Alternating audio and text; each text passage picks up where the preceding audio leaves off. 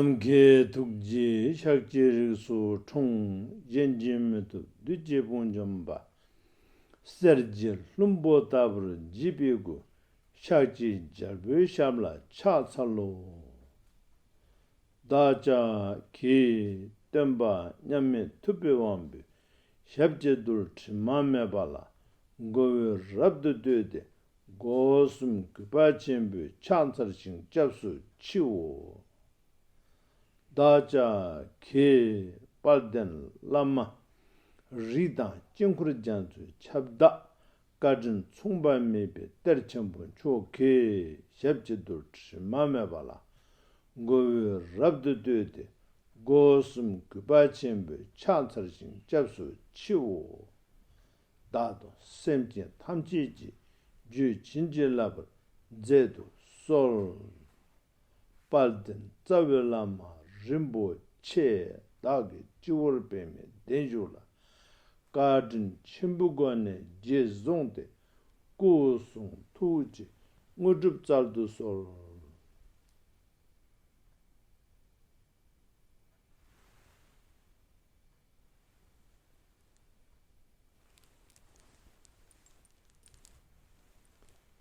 Greetings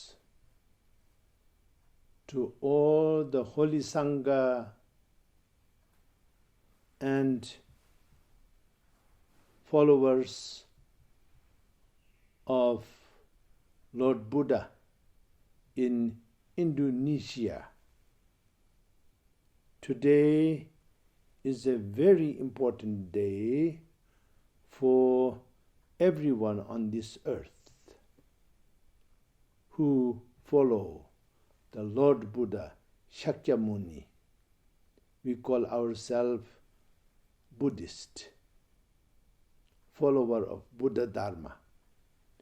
Today is 2567th Waisak day. On this day, I received a request letter from Indonesia by Buddhist organization,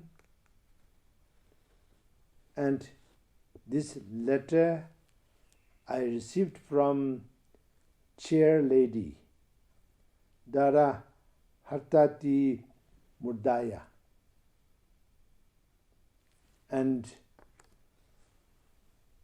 the request is to, first of all,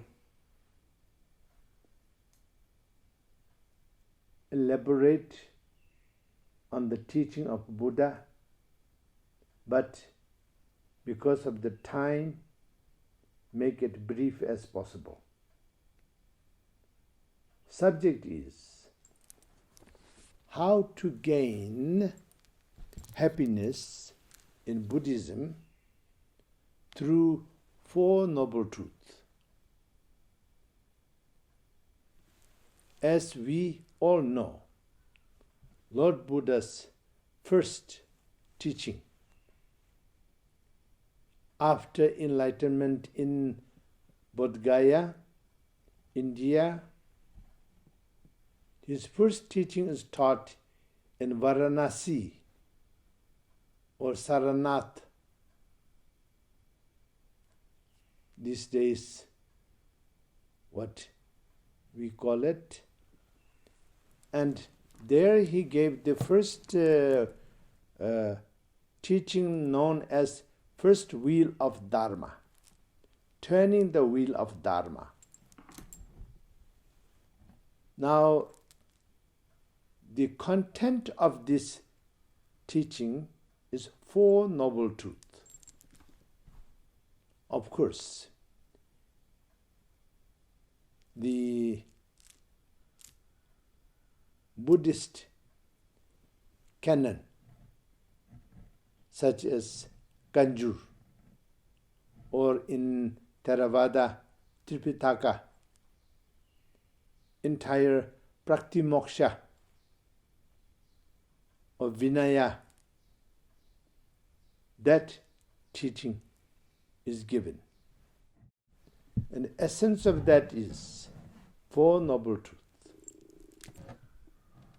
The truth of suffering, truth of cause of suffering, truth of cessation of suffering, and truth of path to that cessation or that peace. If we overcome all the cause and conditions of suffering, then that is peace. That is liberation. Isn't it? Yes. So, now, how to gain happiness in Buddhism through Four Noble Truths? That is precisely I was requested in the letter. Actually, happiness by definition is in several levels. The happiness which is most common in the general public's mind and perception is joy, free of grievances, free of shortcomings. And then little deeper than that, the peace of mind. And deeper than that is absolute freedom and liberation with no limitation whatsoever. And we will not go into this part of the subject today because you all know we will only experience first and realize and then become this. And that's what we call arhathood.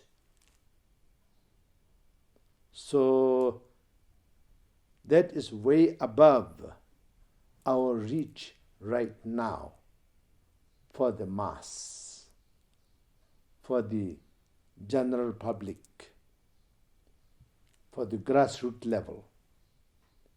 Out of you, of course, some of you will reach arhathood if you practice as the Lord Buddha's teaching wholeheartedly for 15 to 20 years. That is how much it took for the most of the time in Buddhist history for some ordinary person like us to reach arhathood. But then another level of happiness I will talk about. Now, why we are not happy? Because we have enormous amount of greed, aversion, jealousy, ego pride. All of us have them. Some have little less of this and that, and at the same time, that same person have little more of this and that. For example, somebody have less greed but more aversion, and some of us have less ego pride but have more jealousy, etc. These things are causing us, people around us, and society at general suffering. And suffering is not happiness, isn't it? Okay. Now, to overcome those suffering, then Buddha taught us Four Noble Truths.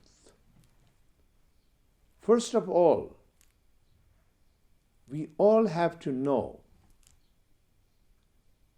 as part of the first noble truth, the truth of suffering, Buddha is not saying some kind of joy, happiness, pleasure we all experience here and there, they are suffering. No. But they are involved directly with suffering. How? There's nothing permanent. Today, you become so happy because you achieve something, you get something, you receive something, you accomplish something. Then, tomorrow, it is not the same. Then, one way or another, somebody, somewhere will be not so happy about your achievement. So therefore, jealousy. And when somebody is jealous, or somebody becomes uneasy about your joy, it already causing uneasiness, and suffering will follow, deeper and deeper, and more distinctive. At the same time, when we achieve something so successfully, and we are so happy about it, that's wonderful, that's good, of course. We all should be happy. But then, more than once, not always, not necessarily, but more than once, we become proud of it. There's two kinds of pride, if I make it simple. One is, oh, I am able to do this for the benefit of all these people, for the society, for others. Then that is a good kind of pride. But another kind of pride, to make it simple, I am better than them. I got it done. Nobody able to do that. So this kind of pride is ego pride, not positive pride, ego pride. And this ego pride will let you down, because when we have ego pride, then we are not the same person before our success. Because of our success, we have developed ego, pride, instead of just joyful, grateful pride, but ego pride. And this ego pride is the source of suffering for us when we are doing well. So when Lord Buddha taught about truth of suffering, these are the particulars that are detailed in his teaching. It is so many volumes, so I'm just highlighting few. And now, your subject, how to gain happiness through Four Noble Truths as a Buddhist. Okay. Now, we know everything is impermanent, truly in our heart, and then we pursue, of course, everything that is our duty.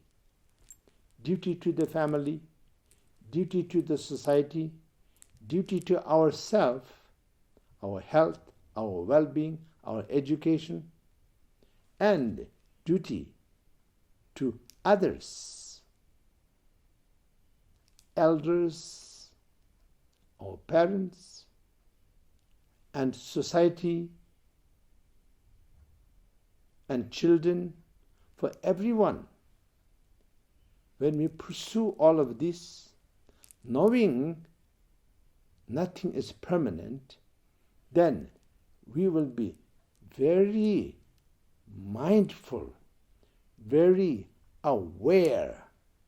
And with mindfulness and awareness, whatever we pursue will have good outcome.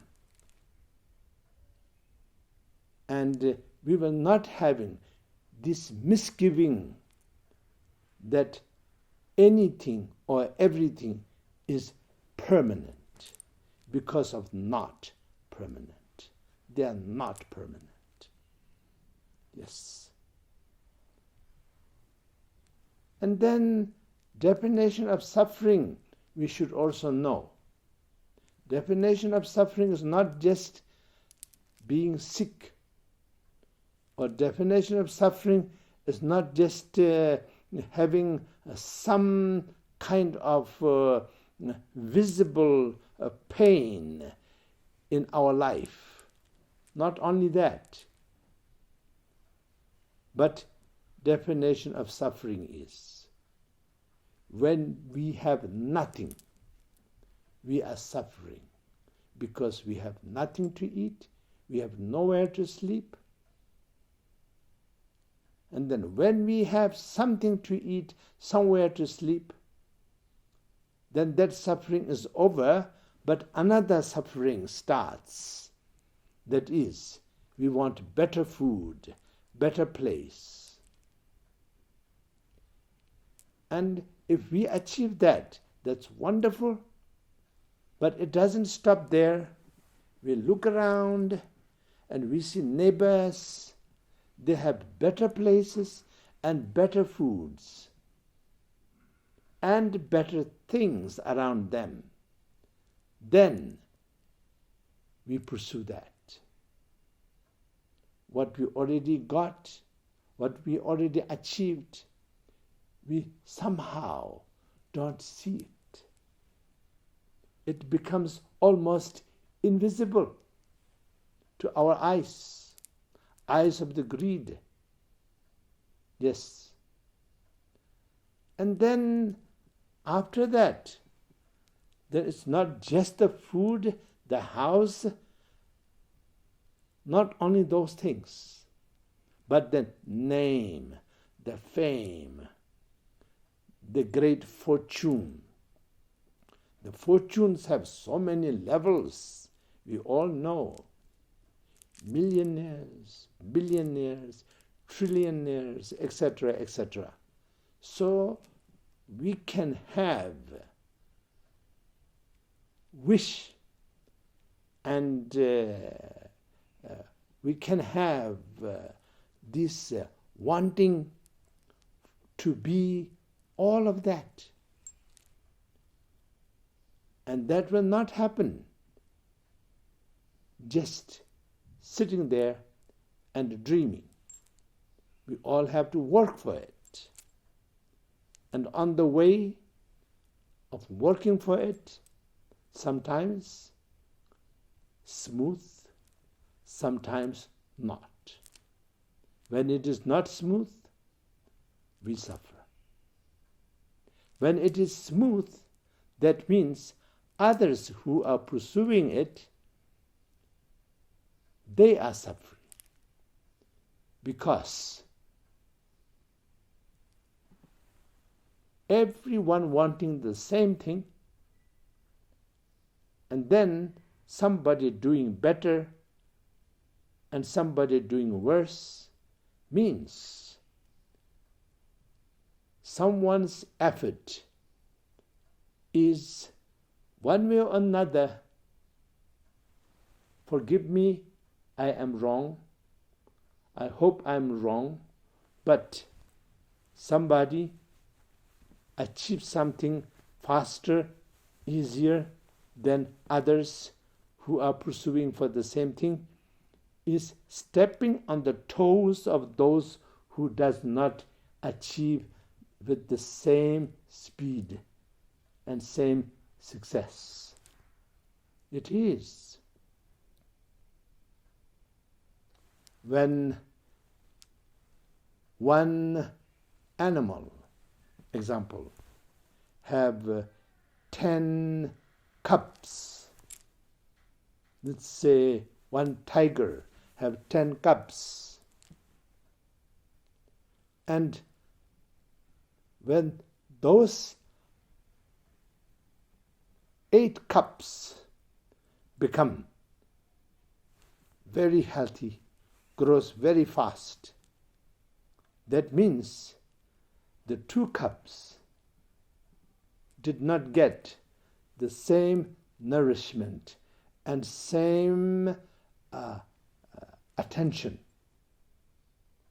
as that tiger cubs who are doing better. 8 of them got more, 2 of them got less. Not necessarily intentionally from the mother tiger and the father tiger, but it starts somewhere. In Lord Buddha's teaching we say karma, but many people don't understand karma without explaining. Karma means cause and condition. Everything have a cause and condition. Nothing happens without cause and condition. Today, sun is shining because there's no cloud. Tomorrow, sun will be less shiny and sun will be obstructed because of the cloud. So, cause and condition. More waves, less waves, more waves because of the wind on the ocean, and also full moon and new moon. The gravity pull. The immediate cause, immediate condition, and cause and condition that are far away. Now, seeing these things, understanding these things in a very simple manner, then you can see how Lord Buddha's teaching of Four Noble Truths can help us gain happiness. Always know the emptiness. And emptiness as not nothing, but everything is impermanent. And on top of that, be less selfish as possible. And have more respect, concern, care, compassion to others as possible. And then one can overcome the cause and conditions of suffering, then one will have happiness. Immediate cause and condition of suffering, then you will have immediate happiness. Long-term cause and conditions of suffering, then you will have long-term happiness, joy, happiness, and lasting longer. And in order to achieve that, then you have to do things which makes us happy, which makes others happy. We have to avoid and we have to cut down on those thoughts, those words, those actions that causes suffering to us and suffering to others. That way, certain level of happiness we can achieve through practice of Four Noble Truths in that basic level. The highest level is Arhat. Arhat is free of all the defilement, greed, aversion, jealousy, pride, then of course free of ignorance, and follow all the path which is taught by Lord Buddha Shakyamuni. He taught for lay people, laymen and lay women, and he taught the practices for Sangha, monks and nuns, bhikshus and bhikshunis. Then of course, in Mahayana, he taught for bodhisattvas, which is an enormous subject again. Prajna Paramita, Sutra, enormous. And then in Tantra, he taught about transformation. Transformation of the cause and condition of suffering itself into wisdom. Very easy to tell you, but to practice take lifetimes. Many lifetimes, but let's say lifetime is enough for us. How can I say it so easily? Yes, I can say. When you don't know, that's ignorance. How can you transform ignorance? By knowing. For example, with Four Noble Truths, when you know the suffering of samsara and everything is impermanent, when you know that, then not knowing makes you think everything is permanent, and samsara is very attractive and very desirable. That is transformed. We are all not monks and nuns. I am. But 8 billion people on this earth are not monks and nuns. They don't even know or heard the name of Buddha. But they all should be happy. And they all should know everything is impermanent. And they all should know, I like to be happy, everybody like to be happy. They all should know that therefore I should not cause suffering to anybody, and I should not conduct anything which is the cause and conditions of my suffering and others' suffering, then I think a great contribution for humanity is done, achieved, prevailed. My sincere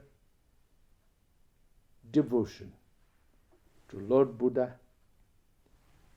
his teaching, and particularly Four Noble Truths in today's case, because that's what you request me. And then, of course, Mahayana teachings and Vajrayana teachings.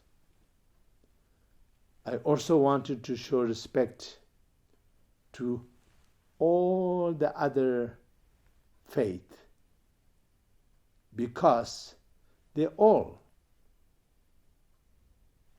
based on the human nature. Human nature is nobody like to suffer. Everybody like to be happy. So that fits very well here with your subject. How to gain happiness in Buddhism through Four Noble Truths. And that those individuals, I myself know so many throughout the world who like to call themselves non-believer, but they believe in not wanting to suffer and wanting to be happy. And also they believe everybody like to be happy, nobody like to suffer. They definitely believe in that. And they believe in truth. So, therefore, this subject is relevant to everyone, and not only human beings, for animals and even environment itself, which is part and parcel of all of us. And so, my salutation to Lord Buddha for giving this teaching more than 2,500 years ago, which is so relevant today, after more than 2,500 years.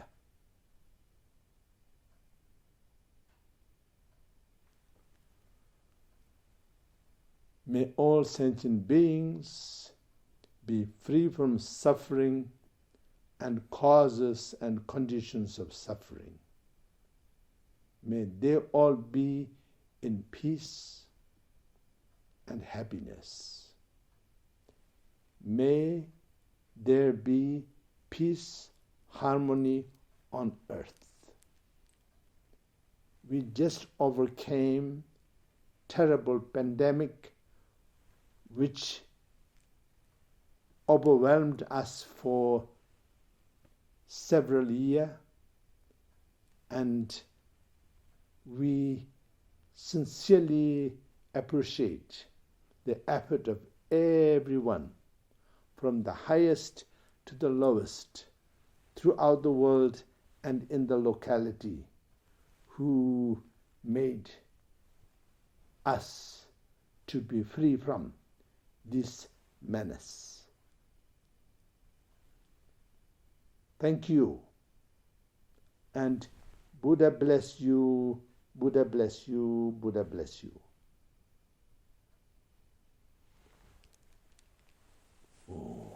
Sanamdi tamje zigbani tobne nibe danam pamjene jegananji balap tubayi siben solen rowa rowa shu.